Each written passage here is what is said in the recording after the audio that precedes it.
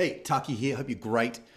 Today, I want to talk to you about how to measure what matters, how to manage people and performance as your coaching business grows. So this is probably not for you if you're early stage, if you're just getting started or you're under 15 grand a month or even 20 grand a month.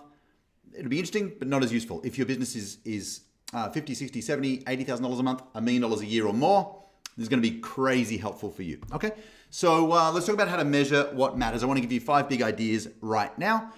Make sure you stay to the end where I give you a copy of our CEO scorecard.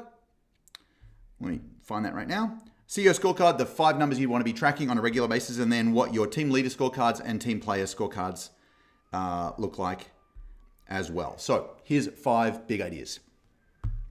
Number 1, first thing I want you to do is you want to have a handful of numbers. You can't track all of the numbers in your business, or you can, but it's not worth you looking at all of the numbers in your business. So the question you want to ask is, if I was on a desert island and I was able to receive one kind of airdropped page, one sheet of paper per week, which gave me the numbers of how my business is going, what would you want to have on that page? You probably want just like a handful of numbers, 3 to 5 core numbers, probably, if your business is bigger, 1 core metric per department.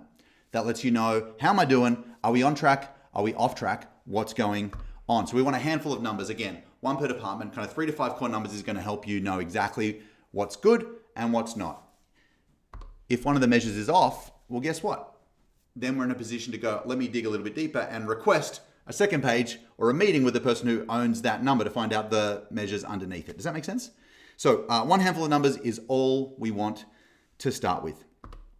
Number 2. We want to track leads and lags. You're probably in this group because one of the things you want is your income and your profit to go up. That's a lag measure. That's a result of the things that happen. But I want you to think about, what are the lead indicators, the things which, if these are the activities, that if I do these activities, I'll get these results. Specifically, what that really is what's the lag measures are like the key performance indicators. The lead measures are the key performance activities. How many sales calls are we booking? How many posts are we doing? How many sales calls have been had? What's our client traffic light numbers, etc. And so when you get this kind of handful of numbers and you're looking at lead and lag, we're either going to be on track or we're going to be off track. If we're on track, that's a green light. If we're off track once, it's probably a yellow. But if it happens a couple of times in a row, that's a red light and something needs to get done. Cool? So that's leads and lags. Number 3, schedule maintenance.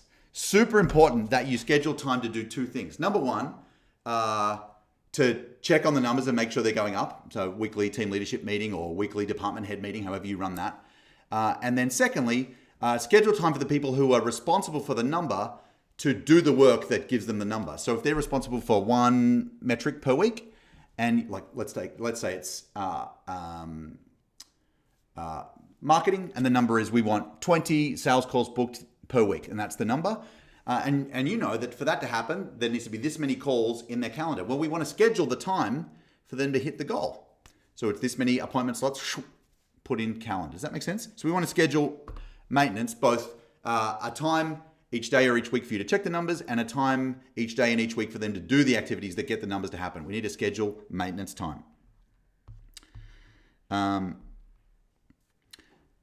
So that is activity time, but also the cadence that you use to kind of track and measure and monitor. 4th, troubleshoot your traffic lights. Every one of these meetings is here's my number. If the number we want is 20 and we hit 15, well, we're certainly not a green light. Are we red? Well, I don't know yet. Is this an ongoing problem or is it a blip? It could just be like some months, for example, there's 4 weeks, some months have 5 weeks. So it could be a scheduling issue. So in our rule of thumb is if it's off, it's a yellow. If it's off twice, it's a red, and we want to jump in and fix it so you don't kind of run around knee-jerking and trying to fix every problem. Last big idea here is that every seat gets a number. Just like in a good tool shed, there's a place for everything and everything's in its place. Every person in your business needs a number. That's how they know they're winning. One of the big challenges that team members struggle with is I don't even know if I'm doing a good, how do I win here? And so if they've got a number, a scoreboard to win with, then we're doing really, really, really well. 2 books to recommend. The Road Less Stupid by Keith Cunningham talks about every person having a number. And for example, his receptionist number was 2. That means the phone has to get answered on the second, at or before the second ring.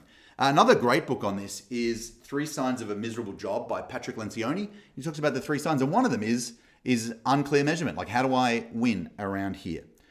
So, like I said, every seat wants a number. One of the ways that we track this in our business and with clients in Black Belt is, let me bring it up, is with a set of scorecards. And so we have a CEO scorecard, which tracks the 5 big numbers that every coaching business wants to track: leads, clients, monthly churn, revenue, profit. And then our energy score out of 4. Are we full, 3/4, half, or running on empty? You can't consistently outperform personal mojo. And then a team leader scorecard. And this is an example for marketing. And then there's a team player scorecard, which is the same thing. What team are you on? What's the KPI we're tracking and how often?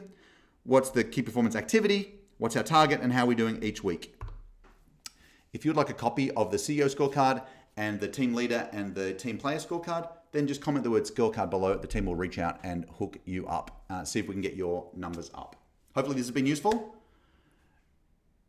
As your business grows, you've got to know your numbers. If you're just getting started, frankly, a little bit of seat of the pants, not going to hurt anybody. But as this thing grows, when we add more zeros, when we add more people, when we add more profit, we want to be all over this thing, all over it like a rash. If you want a copy, again, just comment the word scorecard below and the team will reach out and hook you up. Big love. Take care. Bye-bye.